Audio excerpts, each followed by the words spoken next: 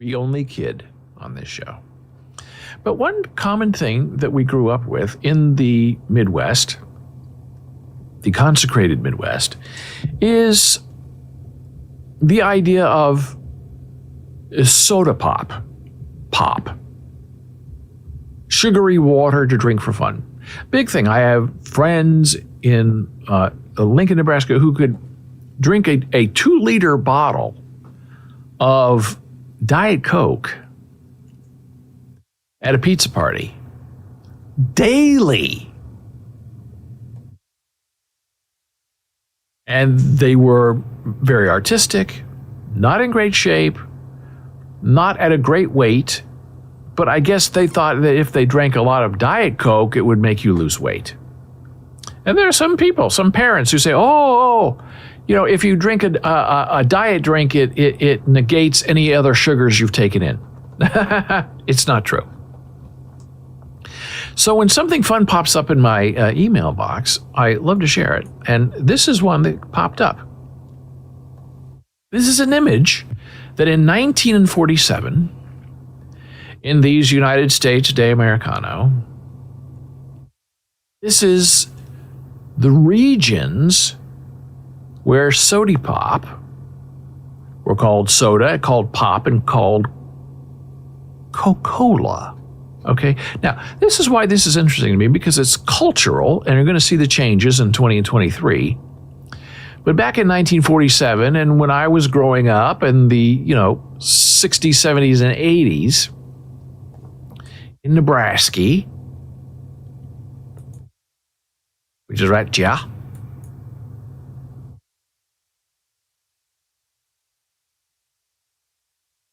Green, it means you call it pop.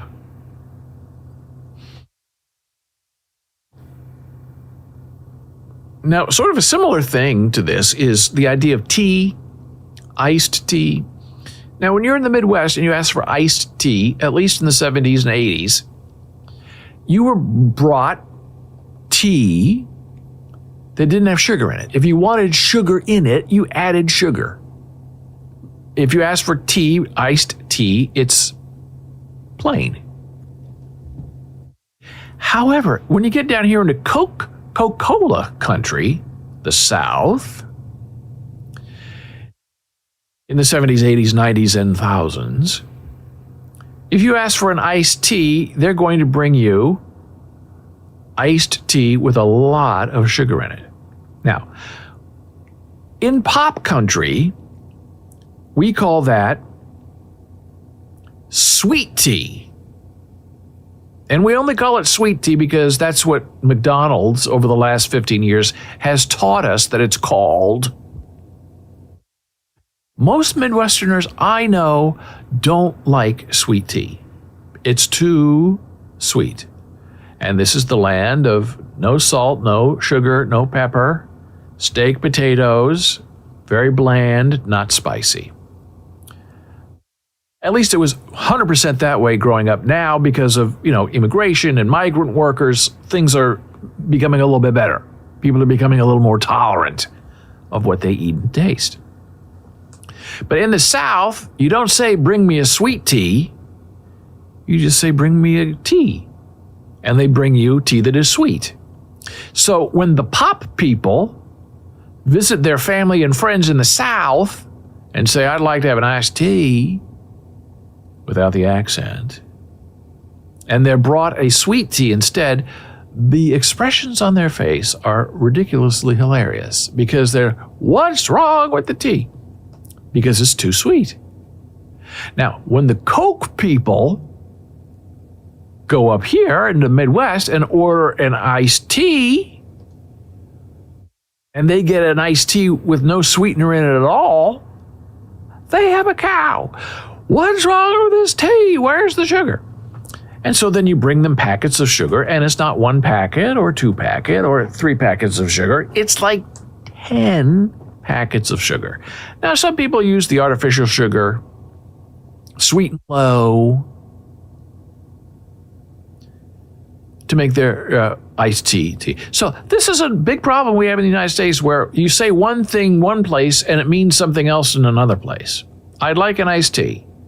Now, people who probably live in the in-between areas say, do you want a sweet tea or do you want a Midwestern tea? But who asks? Nobody answers that. And if the Midwest, if you order a sweet tea now, people will say, we don't have sweet tea, but we'll bring you an iced tea and you can add sugar to it. But here's the problem. You can always add sugar to iced tea to make it a sweet tea. But if you are served a sweet tea and you don't want any sugar in it, it's too bad for you. You're in the South, say, I'd like an iced tea, no sugar. And they're going to look at you like, what? I'm not saying I know this personally, even though I probably do. I have a lot of family in the South. So if you want some kind of tea to refresh you in the South and you have Midwestern no sugar attitude, you're going to have a miserable time. They really don't say, here, brew your own tea. Here's some ice. Make your iced tea. They just bring you sweet tea by default because that is the only tea they know, and you deal with it. So back to the pop, Coke, and soda controversies. Now, in 1947, up until 20 and 23, this was the map. Pop, very popular, Midwest, all the important places. Soda, a lot of California, right? Little pocket here. And soda on the East Coast. Down here in the South, Southwest, it's Coke.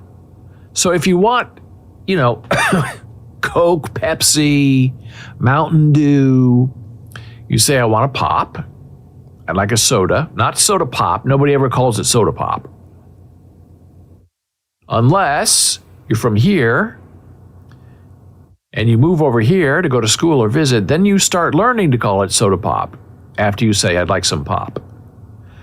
And people down here in Coke country, they don't say Pepsi, Dr. Pepper, Mountain Dew, because down here, really all they do is drink the Coke. You have one choice, Coke or nothing. You want some sweet tea with that? Now, when you are born here in the Midwest, and you say, hey, I'd like some pop, and you happen to be in New York going to school 35 years ago, you get looks from people. Waiters, waitresses, friends from around there. What's pop? What do you mean, pop? And you, what do you mean? Pepsi. Oh, you mean soda. No, I mean pop. There's no such thing as pop.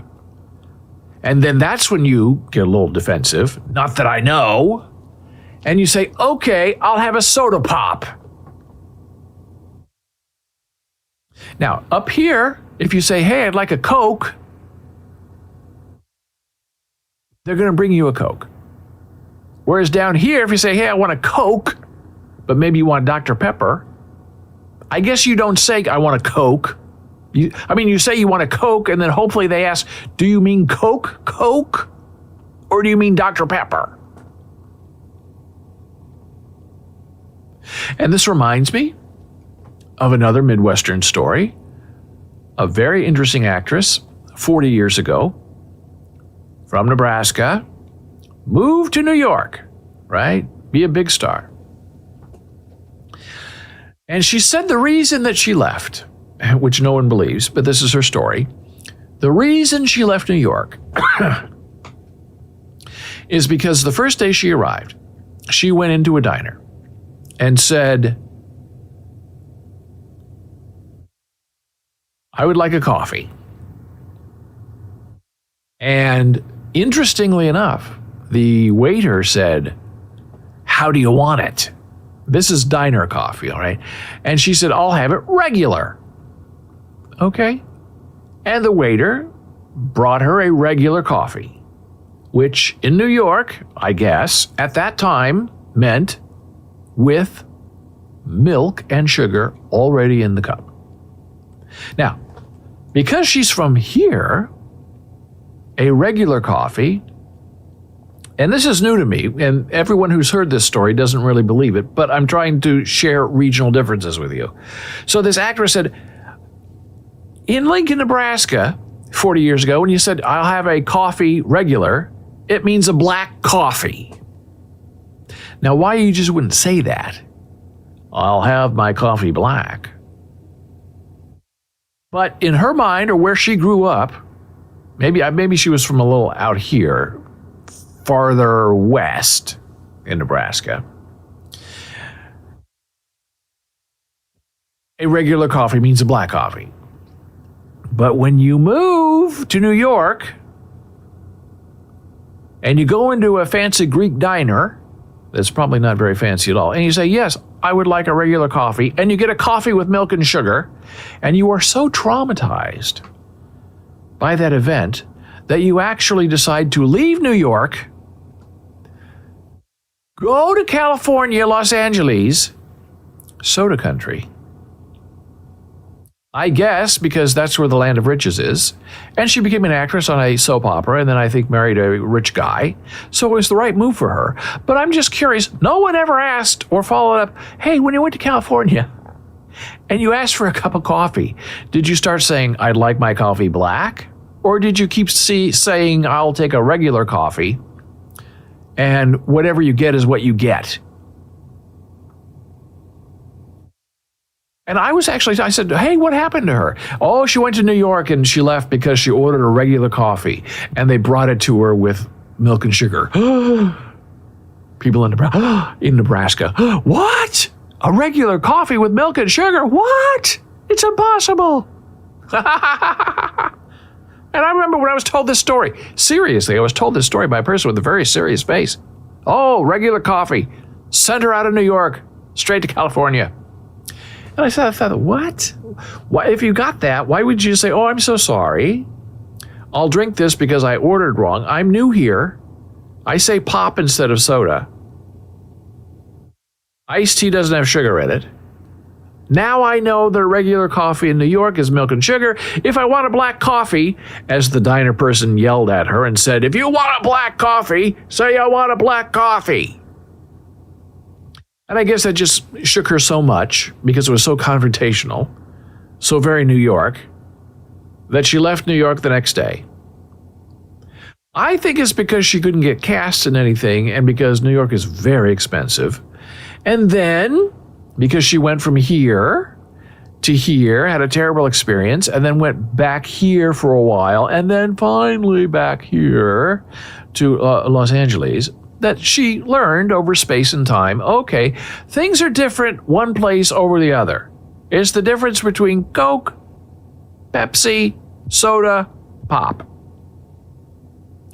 Now, when I first started teaching on the East Coast, I would say mocked, harassed, made fun of by my students when we would just be, in class talking about something, telling a story, talking about an article, a play, a book, and I would happen to slip and use the word pop. Yeah, I'll have a pop. Oh, he had a pop. And they would all say, what does your dad have to do with this? I said, I'm not talking about my dad, I'm talking about soda pop. Why wouldn't you just say soda? Why are you saying pop? Wait. And one person, when I was talking to a student after class, and again, I happened to mention the word pop in the context of drinking a soda, but I said pop, and this young woman actually recoiled from me and did this. And she said, after I said pop, you sound like my father. I said, I thought she was talking about tone, or, I said something, that reminded her of. She said, yeah, my dad. We live in New Jersey. My dad calls soda pop because he was raised in the Midwest. And she said, it's so gross. And I correct him all the time, and he just says he won't change. He just calls it pop. I said, well, when he says pop, do you know what he means? She said, yes, I know what he means, but it's soda.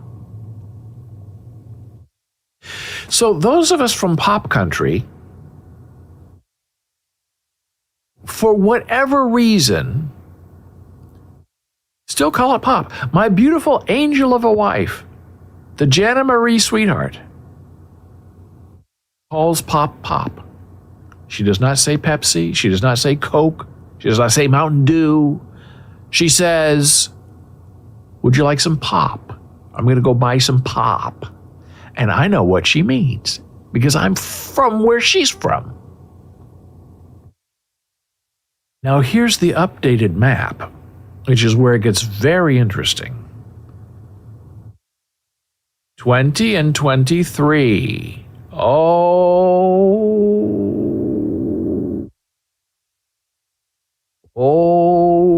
how the world has changed. This used to be pop country. Very little soda infiltration into pop country. A lot of Coca-Cola. Now south out here.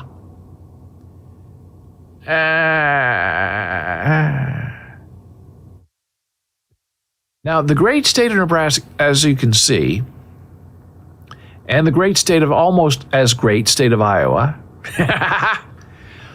is still, I would say, pretty much pop country.